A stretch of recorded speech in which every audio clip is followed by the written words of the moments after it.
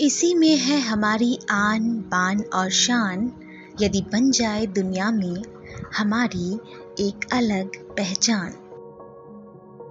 नमस्कार, बूंदे की पॉडकास्ट सर्विस में एक बार फिर से आपका स्वागत है। मैं हूं आपके साथ आपकी दोस्त गीतांजलि, आपकी ही अपनी गीत। पहचान का सिलसिला कायम रखते हुए आज हम आपके लिए कुछ खास लेकर आए हैं। कुछ ऐसा जो हमारे अंदर एक अलग जोश भरेगा, एक अलग जज्बा लाएगा। यदि अभी तक हमने अपनी पहचान के लिए कदम नहीं बढ़ाया तो हमें प्रेरित करेगा आगे आने के लिए। आइए आपको किसी से मिलवाते हैं, किसी आम से खास बनने वाली शख्सियत से आपकी बात करवाते हैं। जरूरी नहीं कि मीडिया में आकर ही हमारी पहचान बनती है। कभी कभी पर्दे के पीछे वालों की भी एक अलग जगह, एक अलग रुतबा होता है। आइए मिलते हैं किसी खास से जिनकी मेहनत उन्हें उनकी पहचान दिलाती है। तो श्रोताओं, हमारे साथ हैं हमारे ही पॉडकास्ट की जानी पहचानी आवाज विशाखा। आइए उनसे जानते हैं कि उनकी पहचान के पीछे की कहानी क्या है। हाय विशाखा। हाय गीतांजलि। कैसे हो आप? बढ़िया। विशाखा, जैसे कि आपको भी पता है, हमारे लिसनर्स को भी पता है कि हमारी एक श्रृंखला चल रही है जिसका नाम है पहचान। तो उससे ही जुड़ी मैं आपसे कुछ बातें करूंगी जो हमारे लिसनर्स के लिए शायद और फायदेमंद साबित हों। तो सबसे पहले मैं ये जानना चाहूंगी विशाखा कि आप क्या करते हो? मैं अभी एक एंटरप्रेन्योर हूँ। मेरा अपना बिजनेस है ग्रीन टी का। ओके। हाँ जी। गुड। बहुत अच्छी बात है। ग्रीन टी वैसे भी कहते हैं सेहत के लिए बहुत अच्छी होती है, तो आप लोगों की सेहत का ख्याल करते हुए अपना बिजनेस कर रहे हो, बहुत अच्छी बात है। जैसे कि हमारी श्रृंखला का जो टॉपिक है, विषय है, वो है पहचान। तो आप हमें ये बताइए कि किसी भी व्यक्ति की पहचान होना क्यों जरूरी है? बहुत ज़रूरी है मेरे ख्याल से। एक तो इंडिपेंडेंट की निशानी है कि हमको इंडिपेंडेंट भी होना चाहिए एज विमेन। जिस टाइम में हम अभी है, इस टाइम पे तो पहचान की बहुत ज़्यादा ज़रूरत है। आप किसी पे डिपेंडेंट हो या फिर जैसे कुछ ना करो अपने लाइफ में, ऐसा तो हो नहीं सकता है। और मैं बहुत पहले से ही चाह रही थी कि मेरा अपना कुछ हो। और main thing is I could not work under anyone. I wanted to be my own boss. तो मैंने बहुत साल काम किया है, बीपीओज में काम किया है, रियल एस्टेट में भी काम किया है और रेडियो स्टेशन में भी काम किया है, सेल्स एंड मार्केटिंग में काम किया है। तो मैं बहुत टाइम से मैं खुश नहीं थी और मुझे समझ में भी बहुत देर में आया कि क्या प्रॉब्लम है, क्या नौकरी से खुश नहीं हूँ या मतलब क्या चाहिए, सैलरी की प्रॉब्लम है या फिर क्या प्रॉब्लम है। और अब जब मैंने फाइनली 1.5 साल पहले अपना खुद का बिजनेस स्टार्ट किया है तो मुझे समझ आया कि शायद इतने सालों से मैंने बहुत ज़्यादा टाइम लगा दिया, लेकिन मुझे यही करना था, मुझे खुद का कुछ करना था, खुद की पहचान बनानी थी। और बहुत जल्द मैं अपना मेरे ख्याल से I hope for the best कि मैं अपना ब्रांड पूरा इंडिया में मेरा पॉपुलर हो जाए। अभी तो शुरुआत ही है, खैर बहुत स्ट्रगल करनी है, बट आई होप कि ये एक बड़ा नाम हो मेरा ग्रीन टी लीफ का। बिल्कुल विशाखा, बहुत बहुत आपको शुभकामनाएं, ऑल द बेस्ट हमारी तरफ से भी कि आप जो चाहती हैं वो हो जाए। जैसा कि आपने बहुत अच्छी बात कही कि मैं जॉब करती थी, नौकरी करती थी, बट सेटिस्फेक्शन नहीं था मुझे, क्योंकि उस वक्त आपकी पहचान जो थी वो किसी और की मुट्ठी में थी, राइट? आज आपकी पहचान जो है वो आप खुद बना रही हैं। तो यही हमारे लिसनर्स को भी हम बताना चाह रहे हैं कि हमारे अंदर वो कैपेबिलिटी होनी चाहिए, वो क्षमता होनी चाहिए कि हम अपनी पहचान को खुद बना सके। तो हमारे साथ अभी थी विशाखा और इन्होंने हमें बताया कि कैसे हम खुद की चाहत को पूरा करने के लिए मेहनत करके आगे बढ़ सकते हैं और अपनी पहचान खुद बना सकते हैं। बहुत बहुत धन्यवाद विशाखा, आपने हमें अपना वक्त दिया, हमारे लिसनर्स के साथ अपना जो है एक्सपीरियंस बांटा। आपका बहुत बहुत धन्यवाद। My pleasure. Thank you so much. Thank you so much.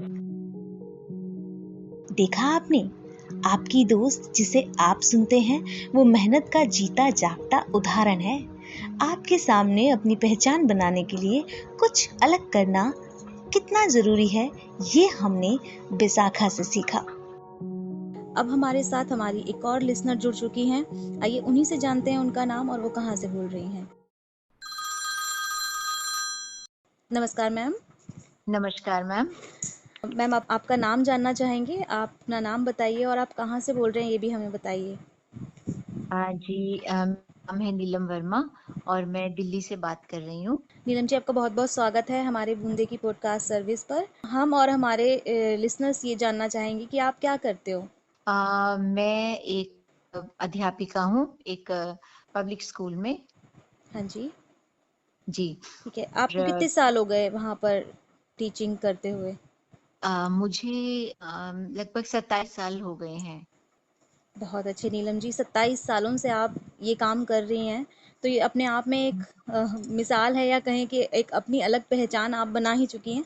तो मैं और हमारे लिसनर्स ये जानना चाहेंगे, जैसा कि आप भी हमारी ये श्रृंखला सुन रही होंगी पहचान, तो हम ये जी। जानना चाहेंगे कि आज आप इतने सालों से टीचर हैं, तो यहाँ तक का आपका सफ़र, या कहें कि आपकी पहचान जो आपने बनाई है, वो कैसा रहा?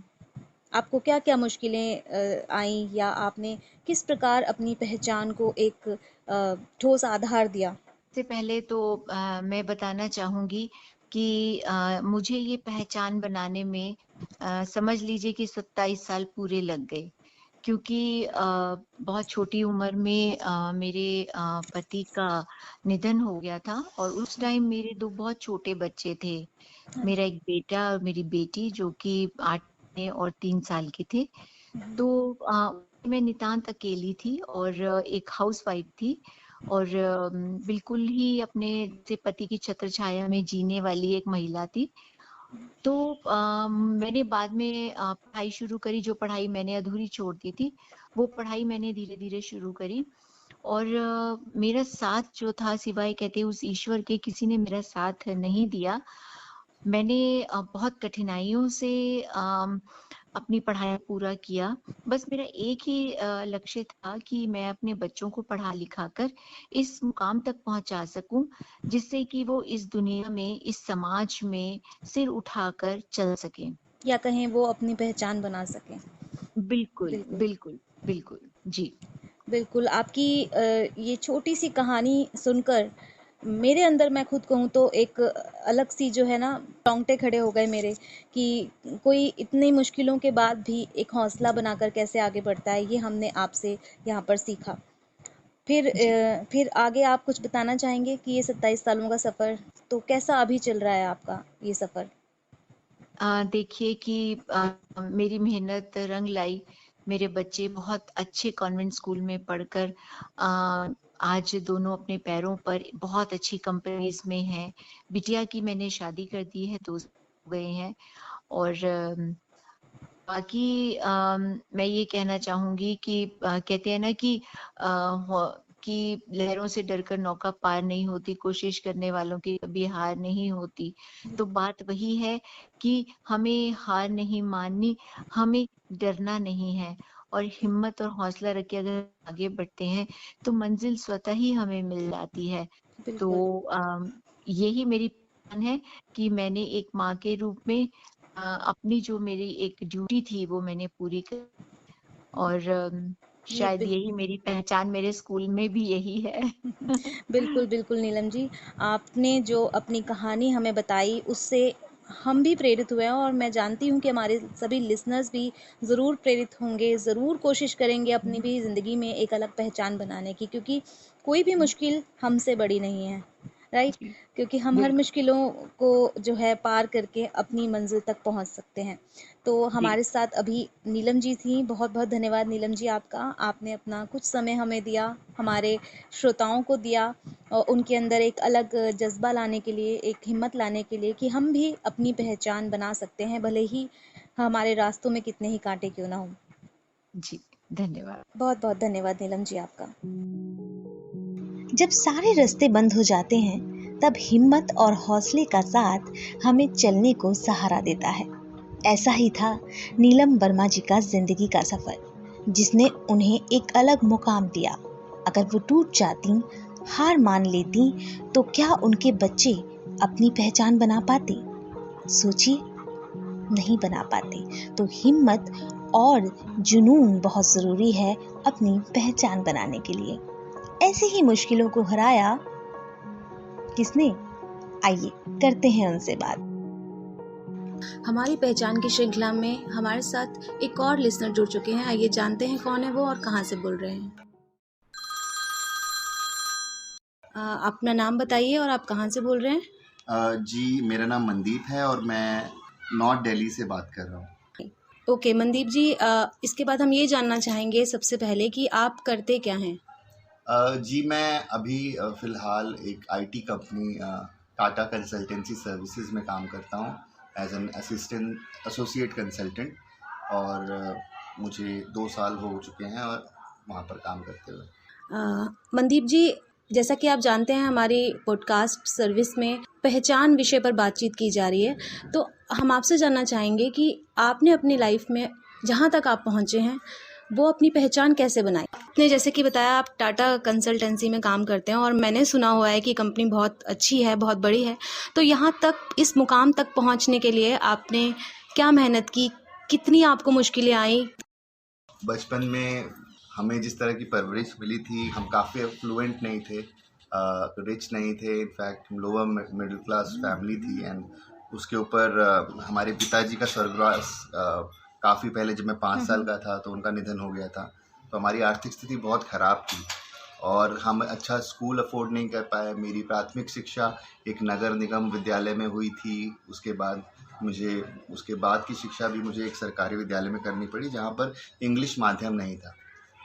और मुझे बहुत मुश्किल हुई इंग्लिश पढ़ने, समझने, बोलने में, और मैंने इसको एक तरह की चुनौती की तरह लिया और उसके बाद इस पे बहुत मेहनत की, समझना, सीखना, बोलना, लिखना, और उसमें मैं काफ़ी हद तक सफल रहा।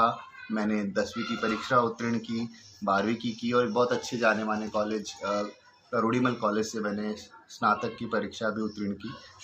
लेकिन चूँकि मेरा फैमिली बैकग्राउंड इतना अच्छा नहीं था, मैं आगे की पढ़ाई जारी नहीं रख पाया और लैंग्वेज की वजह से, भाषा की वजह से, इंग्लिश भाषा की वजह से मैं प्राइवेट कंपनी में मूव हो गया। हमारे घर में, इनफैक्ट हमारे पूरे परिवार में जो हमारे लोग हैं वो ज़्यादातर सरकारी नौकरी पर कार्यरत हैं। इंग्लिश उनके लिए ज़्यादा महत्वपूर्ण विषय नहीं होती है। उनके लिए केवल एक अच्छी सी पढ़ाई करके, कंपटीशन एग्ज़ाम क्लियर करके किसी भी सरकारी महकमे में जाना ज़्यादा इम्पॉर्टेंट होता है। लेकिन शुरुआत मेरी इसी तरह हुई, एक नॉर्मल आप कह सकते हैं कॉल सेंटर से, फिर मैं आईटी में मूव हो गया और फिर HCL, और अब मैं TCS में हूँ। और अब मैं अपने परिवार की सारी जिम्मेदारियों को भली भांति निभा पाता हूँ, जिसमें काफ़ी मेरी पर्सनल माइलस्टोन भी जिसमें काफ़ी शामिल है। घर बनाना हुआ, सिस्टर की मैरिज हुई, और सारे आर्थिक जो जितने भी बड़े बड़े काम थे वो बहुत ही आसानी से और बिना किसी रुकावट के पूरे हो गए। तो मैं केवल यही समझ सकता हूँ कि मुझे ज़्यादा लोग जानते नहीं हैं, लेकिन मेरी कहानी से कई लोग रिलेट कर सकते हैं कि उन्होंने अपने मुश्किलों को, अपनी फेलियर्स को या अपनी कमियों को किस तरह ओवरकम किया और आज किस मुकाम पर वो हैं। क्या वो अपने लिए अच्छे हैं, क्या वो समाज के लिए अच्छे हैं, क्या वो लोगों के लिए अच्छा काम कर सकते हैं। तो ये मेरे लिए मेरी सबसे बड़ी पहचान। बिल्कुल। और जैसा कि आपने बताया कि अच्छे स्कूल में ना पढ़कर भी आपने एक अच्छा मुकाम हासिल किया। आपकी जगह और अगर हम देखें तो कई लोग हार जाते हैं, टूट जाते हैं, तो अपने आप को एक टूटा हुआ इंसान समझकर आगे बढ़ने की कोशिश नहीं करते, लेकिन आपने एक बहुत अच्छी कोशिश की।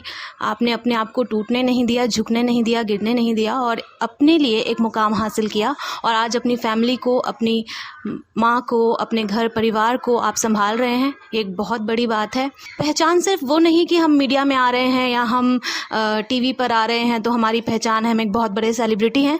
हर एक व्यक्ति की अपनी पहचान होती है और जैसा कि आपने अपनी पहचान बनाई अपने परिवार के लिए इतना कुछ करके। मैं बहुत खुश हूँ एक पुरुष से बात करके कि हम सोचते हैं कि महिलाओं ने ही बहुत मेहनत की और महिलाओं को ही पहचान की ज़रूरत है। एक पुरुष भी बहुत मेहनत करता है और अपने मुकाम को कैसे हासिल करता है ये हमने आपसे जाना।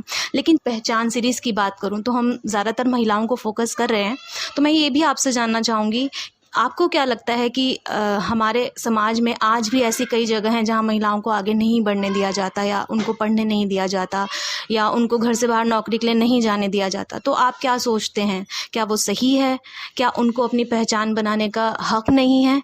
आप इस बारे में क्या कहना चाहेंगे? देखिए, जो मैंने अपने बारे में बताया वो एक आधा सच था।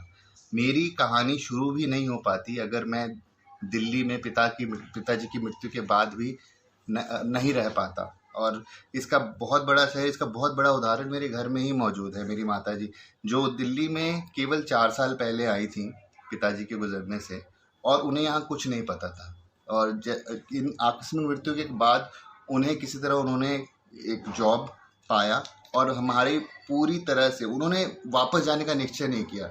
वो चाहती तो हम अपने होम टाउन जा सकते थे और वहाँ पर नाना नानी के साथ रह सकते थे, लेकिन उन्होंने पूरी जिम्मेदारी अपने हाथों में लेकर हमें पाला और हमें इस लायक आज बनाया। देखिए, आप अपने लिए बहुत मेहनत करते, लेकिन आपको उन्हें भी श्रेय देना चाहिए जिन्होंने आपको पाल पोस कर इतना बड़ा बनाया, इस लायक बनाया। सो अगर केवल मैं ये बोलूँ कि ये सारी जो मैं पहचान अपने बाद खुद ही बना पाया हूँ, ये पूरा सत्य नहीं होगा। मेरी माताजी का इसमें बहुत बड़ा श्रेय है, और ये श्रेय दे भी सकते हैं। इसकी कभी कोई इसकी तुलना नहीं की जा सकती, इसको मापा नहीं जा सकता।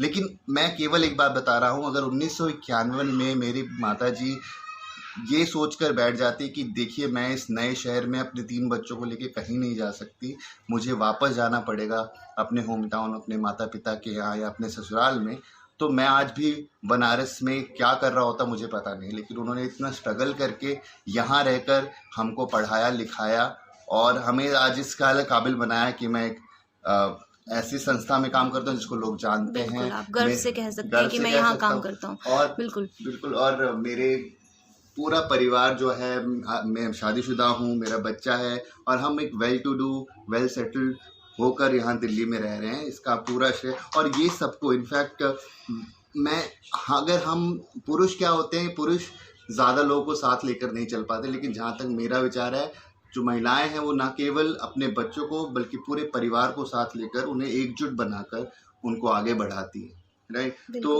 तो मुझे लगता है कि विमेन एम्पावरमेंट या महिला सशक्तिकरण हमारे जीवन में बहुत इम्पोर्टेंट है, और ये नीड ऑफ द आवर है, जिसे कहते हैं ना, बहुत ज़रूरी है।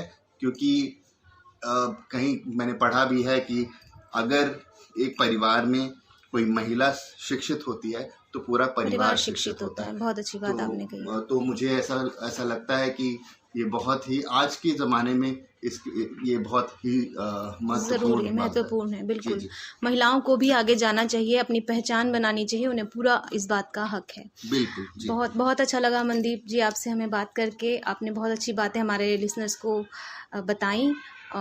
इवन उन्हें शायद जो लोग अपने घर की महिलाओं को बाहर नहीं निकलने देते हैं, काम नहीं करने देते हैं, उनके लिए एक छोटा सा लेसन होगा या एक सीख होगी कि अगर महिला बाहर नहीं निकलेगी, जैसे कि मनदीप जी ने बताया कि उनकी माँ अगर हिम्मत नहीं करती और अपने कदम बाहर नहीं निकालती या अपने बच्चों को पढ़ाने के लिए मेहनत नहीं करती, तो शायद आज ये वहाँ तक नहीं पहुँच पाते जहाँ आज ये हैं, शायद अपनी पहचान नहीं बना पाते। तो धन्यवाद मनदीप जी, आपने हमें अपना समय दिया, हमारे लिसनर्स को अपना समय दिया। बहुत बहुत धन्यवाद आपका। बहुत बहुत शुक्रिया। Thank you. मनदीप जी, नीलम जी और विशाखा जी जैसी न जाने कितनी ही महिलाएं होंगी, कितने ही पुरुष होंगे जिन्होंने अपने जीवन में लड़ते हुए एक अलग पहचान बनाई होगी। और अगर मैं अपनी बात करूं तो आसान नहीं था जिंदगी का सफ़र। आज शायद वहाँ न होती जहाँ आज हूँ, अगर एक कदम हौसले के साथ उठाया ना होता। चलिए आपके साथ अपनी कहानी भी साझा करती हूँ। 12वीं के बाद पढ़ने के लिए कॉलेज जाने का रिवाज नहीं था हमारे घर में, तो ट्यूशन पढ़ाने लगी। उसके बाद एक दिन मुझे जैसे पंख ही मिल गए हों। एक ट्यूशन के स्टूडेंट के पापा एक बार मिले, बोले आपकी आवाज़ बहुत मीठी है, आप रेडियो के लिए ट्राई क्यों नहीं करते। बस वो दिन और आज का दिन, ये आवाज़ मेरी पहचान बन गई। हालांकि मेरा करियर टीचिंग में है, मैं टीचर हूँ, पर ये आवाज़ वहाँ भी मेरी पहचान है। स्कूल में भी सब मुझे मेरी आवाज़ से जानते हैं। ये सफ़र आज से 15 साल पुराना है और आज भी मैं मेरी आवाज़ को निखारने की, संवारने की कोशिश में लगी रहती हूँ। बूंदे की पॉडकास्ट सर्विस में आपका साथ देना भी इसी का उदाहरण है। हर एक कोशिश एक नए आगाज को जन्म देती है। मैं ईश्वर से प्रार्थना करूंगी कि जो भी आया इस धरती पर उसकी एक पहचान हो, उसकी कोशिश को